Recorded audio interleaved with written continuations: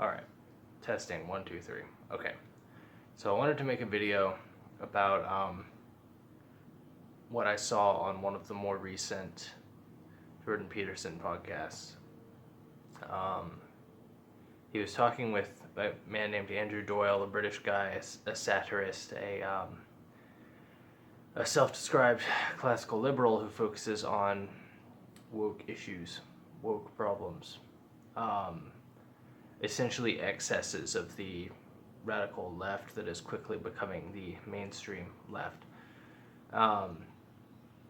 And have you ever had a problem where you're looking at somebody trying to solve some issue in their life, and you realize that if only they had their taxonomy straight, their categories straight, they would be able to solve this problem much faster.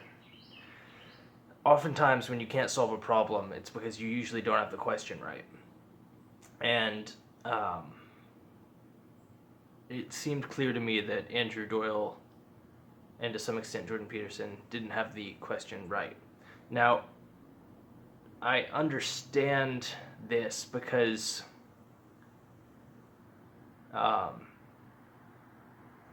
it seems like almost nobody has the question right, and self-blindness is a human trait, and I didn't come up with this concept myself, the taxonomical error that people miscategorize the woke as. It had to come to me from the outside as well. So this is not me saying that I'm more profound than any of these people. This is just my take, and sometimes you need an outside opinion to come in and shake things up a bit. This being said, what is the taxonomical error? The taxonomical error they're making with wokeism is, although they have correctly identified it as a religion and correctly identified it as a form of Protestantism, because Andrew Doyle's book is called The New Puritans, which is a very apt title. What I don't think he necessarily realizes is that classical liberalism is like baby wokeism.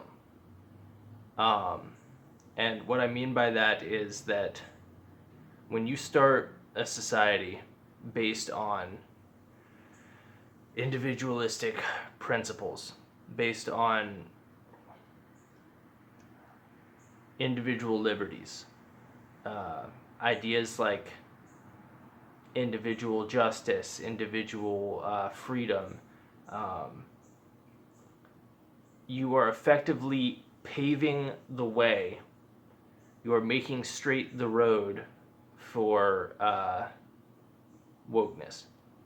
Now, Jordan Peterson sort of goes into that a little bit, where he says that Catholicism was the sanest people got, a quote attributed to Carl Jung, and that when you fractionate society and you expand individual liberties, you emphasize individual liberties to such an extreme, what you end up with is everybody becomes their own god, and that's effectively what we're seeing, and that is the core of Crowley's Satanism. So basically, Protestantism seems to shade into a form of self-worship, or Satanism, because Satanists don't actually worship Satan, they worship themselves. So that is the main issue, is that what they're proposing as a solution of like, oh, well, we're just going to go back to classical liberalism. It's like,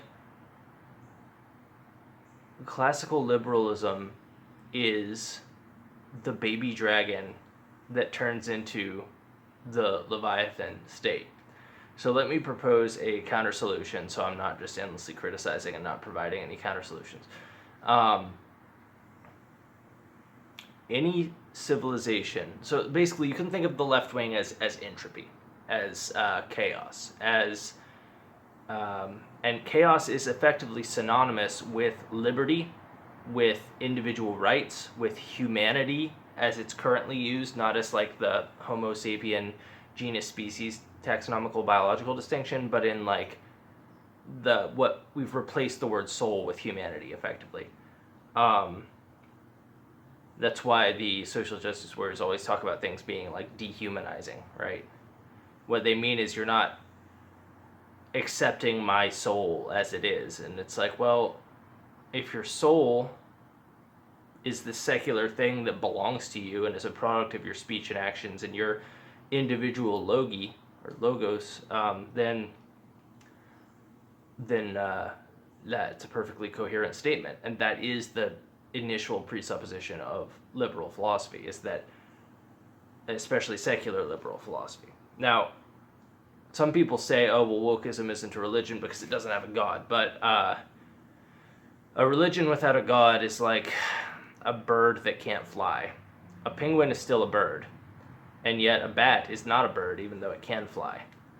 And you can't describe birds and bats as flying things. I mean, you can, but that's not a modern level of categorization. That's like, an old Aristotelian model of categorization. It's 2,000 years old. It doesn't work.